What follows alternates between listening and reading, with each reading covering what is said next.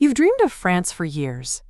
Maybe it started with an image of the Eiffel Tower lit up at night, a croissant in hand, a beret on your head, or maybe it was the lavender fields of Provence, or a winding road in Bordeaux. But no matter what you imagined, it always began with Paris. And yet, when you finally land in France, it becomes clear within hours, France is not just Paris. In fact, Paris is just the introduction. As you begin to travel through the country, you realize that France is a tapestry, stitched together from 13 different regions, each with its own dialect, cuisine, architecture, and culture. The French even call the country l'hexagone because of its six-sided shape, and it makes sense. Every corner reveals a new identity. You head north and find Normandy, where chalky cliffs meet stormy seas, and medieval towns preserve stories from centuries past. Travel east, and you're in Alsace, a region of colorful villages with German influence, half-timbered houses, and rows of world-class vineyards. In the south, Provence and the Côte d'Azur flood your senses with sunshine, rosé, and the scent of rosemary. And that's just scratching the surface. The Alps loom majestically to the east, offering year-round adventure and snowy serenity. The Loire Valley charms with fairy-tale castles and lush countryside. Bordeaux and Burgundy invite you to taste the land in every sip of wine. You begin to understand something important. France isn't meant to be consumed in one trip or in one city.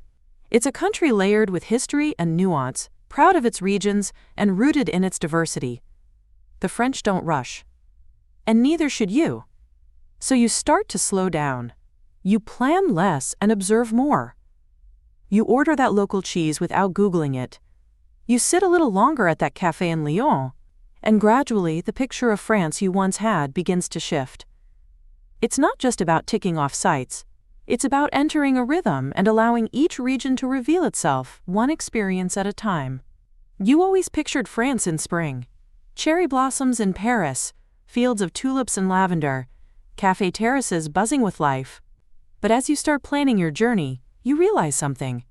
France isn't just one destination. It's a country that transforms with every season. Spring is a favorite, and for good reason. From March to May, cities come alive. The parks in Paris bloom, the air is crisp, and the crowds are manageable. You walk through Montmartre without jostling tourists, and the countryside begins to burst with color. Provence starts to warm. The wine regions wake from winter. You feel like you're witnessing France as it stretches and yawns into life again. Then comes summer, and France steps into full celebration mode. June through August is high season, and you feel it. Town squares fill with music festivals. Coastal cities like Nice and Marseille glow with sunlight and movement. You join the locals at open-air markets and beach cafes. But you also learn to plan ahead. Trains fill fast, prices rise, and lines at museums grow longer. Still, summer in France has a certain magic. Long days, golden evenings, and a country buzzing with life. Then comes the surprise of autumn. Fewer crowds, softer light, vineyards blazing in red and orange. September and October offer some of the best weather of the year, especially for wine lovers. You walk through vineyards in Burgundy as harvest season peaks. Cities feel calmer. Locals return from summer holidays. It's quieter, and somehow more intimate. And finally, winter. Cold, yes, but full of charm. You sip mulled wine at a Christmas market in Strasbourg. You ski in the Alps. You wander into cafes in Paris where windows fog from the warmth inside.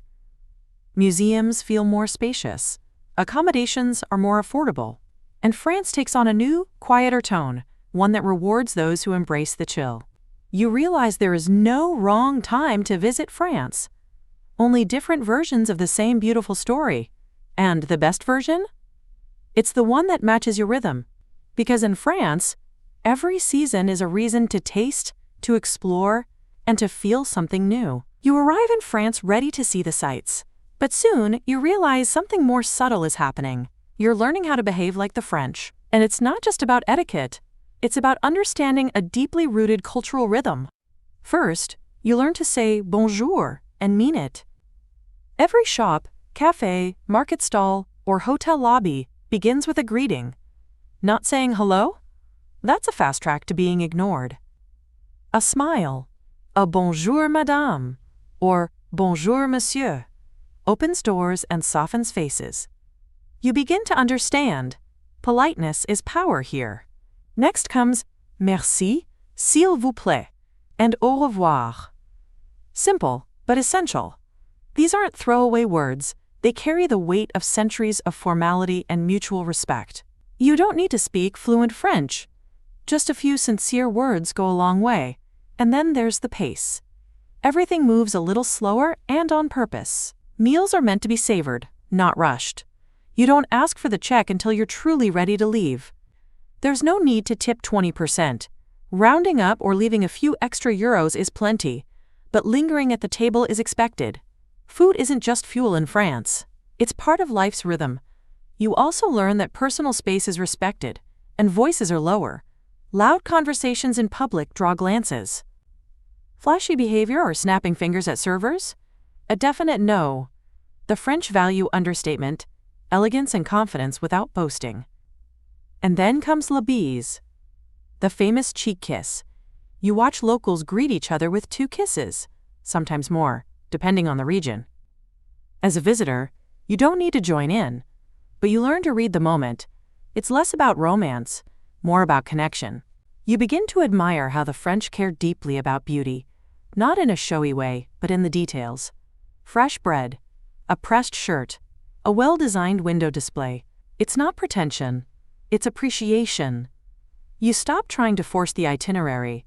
You walk more, linger longer. Listen closer, because in France, to truly experience the culture, you don't need to see everything. You just need to slow down and be present where you are. At first glance, traveling in France seems like a challenge. A foreign language, unfamiliar signs, different systems. But once you start moving, you realize France is built for exploration, and you're in good hands. Your journey begins on the train, the TGV, Train à grande vitesse. Sleek, fast, and incredibly efficient, it glides across the countryside at lightning speed. 1 minute you're in Paris, and a couple of hours later, you're walking the streets of Lyon or sipping rosé in Provence. The train becomes more than transportation. It becomes part of the adventure. You book your tickets online or through the SNCF app, learning quickly that booking in advance saves money. First class isn't that much more, and it often means quieter cars and bigger windows. You sit back, watch sunflower fields blur past, and understand why train travel here is so beloved. In the cities, it's all about the metro, tram, and bus networks, especially in Paris. The Paris metro is iconic. Tiled signs, quick trains, endless tunnels. It looks chaotic, but once you get the hang of it, it's brilliant. You grab a Navigo Easy card or use contactless payment. A few rides in, and you're zipping across the city like a local. And then there's walking. France is a pedestrian's dream. Cities are compact, and the best moments often happen between destinations. A hidden courtyard in Aix-en-Provence, a street artist in Montmartre, a surprise view of the Seine at golden hour. You learn to leave space in your schedule, because the magic often lies in the detour. Don't feel like navigating? Rideshare apps like Uber work in larger cities, though taxis are still common and regulated. In smaller towns and rural regions, buses are slower and less frequent. Renting a car gives you freedom, especially for wine country or the Loire Valley. Just be ready for narrow streets, roundabouts, and manual transmissions. By now, you've stopped stressing about the logistics. You feel the rhythm of it. The trains, the steps, the unhurried pace.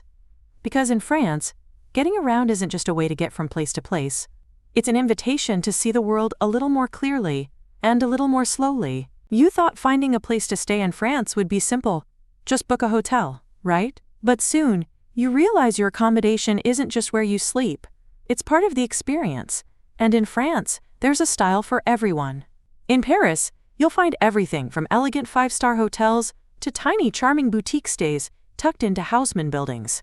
Rooms are smaller than you might expect, but what they lack in space, they make up for in character. Wrought iron balconies, street views, and breakfast delivered to your door with warm croissants and strong coffee. But outside the capital? That's where things get interesting. You stay in a chambre d'hôte, a French bed and breakfast, and suddenly, you're welcomed like a guest, not a customer. The owners greet you with wine from their vineyard and a homemade breakfast the next morning. These places are warm, personal, and often full of stories. Then there are gîtes, especially in the countryside, self-catering holiday homes that let you live like a local. You pick up fresh ingredients at the village market and cook dinner in a quiet kitchen, windows open to the scent of lavender or pine. If you're craving something unique, you find converted castles, farmhouses, even floating hotels on the Seine. In Provence or the Loire Valley, you sleep under wooden beams in centuries-old buildings. In the Alps, you cozy up in a chalet with views of snow-covered peaks. And if you're on a budget, France doesn't disappoint. Budget hotels, hostels, and Airbnbs are clean and efficient, especially if you plan ahead. Youth hostels, auberges de jeunesse, are modern and increasingly stylish, often with communal kitchens and social vibes. Train station areas may be cheap, but choose carefully. Sometimes, it's worth spending a little more for neighborhood charm and peace. You also notice that location is everything. A well-placed room in a walkable part of town beats luxury on the edge of nowhere. And always, book early in high season. By the end of your stay, you realize your accommodation wasn't just a place to rest. It was a way to live, feel, and see France from the inside out. You always knew French food would be good. What you didn't expect was how deeply it would change the way you eat. Your first croissant is life-changing. Flaky, buttery, still warm from the oven. You stand at a tiny counter with a coffee in hand, watching the city wake up. In France, breakfast is light, simple, and intentional. No eggs and bacon, just quality. A perfect pastry, a fresh baguette, maybe a tartine with jam. Then comes lunch, and it's sacred. Restaurants offer prix-fixe menus with 2 or 3 courses, and you realize it's not just about the food. It's about pausing, sitting, savoring. You try duck confit in the Dordogne, ratatouille in Nice, and a plate of oysters by the sea in Brittany. Even at a modest cafe, the quality surprises you. There's pride in every plate. You quickly discover that regional specialties rule. In Alsace, you eat tarte flambée. In Lyon, it's hearty bouchon fer, like quenelles and sausages. In the Southwest, cassoulet warms your soul. In Provence, everything tastes of olive oil, garlic, herbs, and sun. And then there's cheese. You lose track of how many types you try. Creamy brie, sharp roquefort, nutty comté. Each region has its pride. Each cheese comes with a story. And yes, the French do eat it between the main course and dessert, never as an appetizer. Speaking of dessert, you learn the joy of tarte tatin, crème brûlée, and perfectly crisp macarons. But sometimes, dessert is just a square of dark chocolate with espresso. Because here, pleasure is never rushed and never overdone. You also notice the rituals. No snacking between meals. No takeaway coffee while walking. Meals are to be enjoyed sitting down, often with others. Food isn't just fuel. It's an art form, a way of life, a language all its own. And whether it's a picnic in a park with baguette, cheese, and wine, or a 6-course meal in a countryside inn, you begin to understand something essential. In France, how you eat is just as important as what you eat. And once you've tasted that, there's no going back. You don't need to speak fluent French to travel through France, but you soon discover that a little effort goes a very long way. It starts with the basics. Bonjour, good day, bonsoir, good evening, merci, thank you, s'il vous plaît, please, excusez-moi, excuse me, parlez-vous anglais? Do you speak English? You practice these before you go, repeating them under your breath in airports and cafes. And the first time you try them, even clumsily, you're rewarded with a smile. Because what matters in France is not perfection. What matters is respect. The French don't expect you to know everything. But they do expect you to try. Walking into a shop or asking a question without greeting the person first? That's a quick way to be ignored. Start with bonjour, and suddenly, you're treated as a guest, not a tourist. You also start to notice the quiet rules of etiquette. In restaurants, you don't seat yourself unless told. You don't shout across the room. You don't ask for substitutions. You trust the chef. You greet servers, thank them, and leave slowly. No one's rushing you out.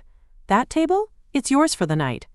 In daily life, things are softer, subtler. There's no loud small talk in public, no overfamiliarity. People wait their turn. Dress is more refined, not fancy, just considered. You don't see pajamas in grocery stores or flip-flops on the metro. The French respect presentation because to them it's a form of care, for themselves and for others. And that infamous French rudeness? It melts away when you lead with manners. What you thought was cold is often just formality. What seemed distant is really just personal space. You stop trying to blend in. You start learning how to stand beside, to observe, to listen. And slowly, the culture opens up to you, like a quiet conversation between friends. Because in France, language isn't just spoken. It's worn, cooked, served, and shared with anyone who's willing to meet it halfway.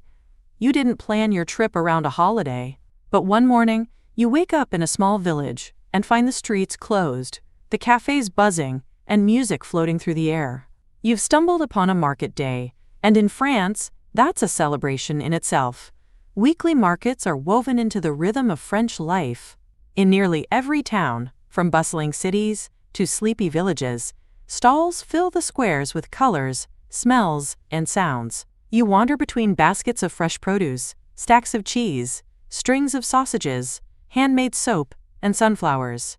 You listen to the easy back and forth between vendor and shopper. Casual, local, human. It's not just shopping, it's a ritual, a connection. Then you discover seasonal celebrations, and the French don't do them halfway. In the spring, there's Pâques Easter, with bells that fly to Rome and return with chocolate. In the summer, Fête de la Musique transforms every city and village into a live concert. Classical quartets in courtyards, rock bands in alleyways, choirs in cathedrals. The whole country joins in, not for tourists, but for joy. And then, there's Bastille Day on July 14th. Fireworks explode over the Seine.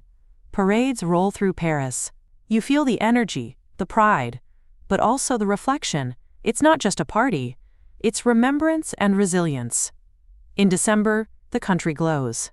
From Strasbourg's world-famous Christmas markets to tiny alpine towns strung with lights, France becomes a snow globe of warmth. You sip vin chaud, taste roasted chestnuts, and walk through markets that feel like fairy tales. Even harvest festivals in wine country are moments of pride and tradition. You watch as grapes are picked, pressed, and poured. You taste a year's labor in a single glass. The beauty is, these moments aren't always scheduled. Sometimes, you find them in a town square you didn't mean to visit. Sometimes, they're quiet. A shared drink, a bakery unveiling its seasonal tart, children dancing in a circle. You realize France isn't just a destination. It's a living culture, with seasons, moods, and celebrations tied to the land and the people. And the best way to experience it? Show up. Wander slowly. Let the country reveal what it's proud of. You're feeling confident now, navigating metros, ordering cheese by weight, even throwing in the occasional c'est bon. But France, like anywhere, has its quirks. And the more you travel, the more you realize that some mistakes are easy to make and easier to avoid. The first one? Skipping bonjour. You've heard it before, but now you see how powerful it is. Walking into a shop or asking for help without greeting first feels abrupt, even disrespectful. In France, manners open doors. Lead with bonjour and conversations shift instantly. Next, don't expect everything to move fast. Service in cafes and restaurants may feel slow by American standards, but it's intentional. You're meant to linger, to relax, to enjoy. There's no rush. And if you try to speed things up, you might be met with confusion or even annoyance. Another common mistake? Speaking loudly in public. The French value discretion. On trains, in restaurants, even in museums, voices are kept low. You start matching the tone and realize it changes the way you experience a space. Everything feels calmer, more thoughtful. You also learn not to over-tip. In France, service is included in the bill. While leaving a few euros for excellent service is appreciated, tipping 20% isn't the norm. It's not about being stingy. It's about understanding the system. And then there's the temptation to try to do all of France in one trip. Paris, Provence, the Riviera, the Alps, the Loire, Normandy. The list goes on. But this country isn't built for speed. It's built for depth. A few extra days in one place often reveals more than 10 cities in 10 days. Other pitfalls? Expecting air conditioning everywhere, not a guarantee. Wearing athletic clothes in non-athletic settings. The French dress simply but smart. Assuming all French people are the same, regional identity runs deep. And yes, assuming everyone speaks English. But here's the good news. The French don't expect you to be perfect, just polite, just present. And when you slow down, observe, and show curiosity, even your small mistakes become part of the learning. Because in France, grace isn't about getting everything right. It's about getting in tune with the culture, the people, and the rhythm of life. The hardest part of your journey wasn't arriving, it's leaving.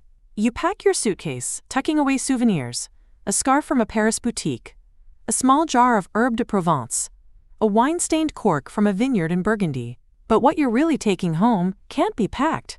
It's how France made you feel. You came expecting beauty, and you found it in spades.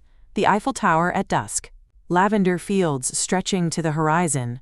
The reflection of a cathedral in the still waters of the Seine. But more than that, you found intention. A country where life isn't rushed but curated. Where moments are crafted like dishes, with care. You think about the rituals, the daily walk to the boulangerie, the way a conversation lingers over espresso, the silence in a church even if you're not religious, the pride in small things, a flower box on a windowsill, a handwritten menu, a perfectly folded napkin. France didn't just show you places, it taught you a different rhythm, one that values depth over speed, experience over consumption, quality over quantity. You remember how you started, trying to fit in, worried about being polite, not making mistakes. But now you feel something different. Not mastery, but connection. You're still a visitor, yes, but one who's learned to listen, observe, and step lightly. You'll carry the lessons with you. Greet people, even strangers. Sit down to eat. Walk more slowly. Dress with intention. Savor before speaking. Say less, but mean it more. France doesn't demand attention. It earns it, with elegance, with layers, with quiet confidence. And it changes you, gently, but permanently. So as your train pulls away or your plane lifts into the sky, you take one last look. Not at a landmark, but at your own reflection in the window. Because now, a part of you thinks more Frenchly. And that's not about accent or fashion. It's about presence. And that, perhaps, is the finest souvenir of all.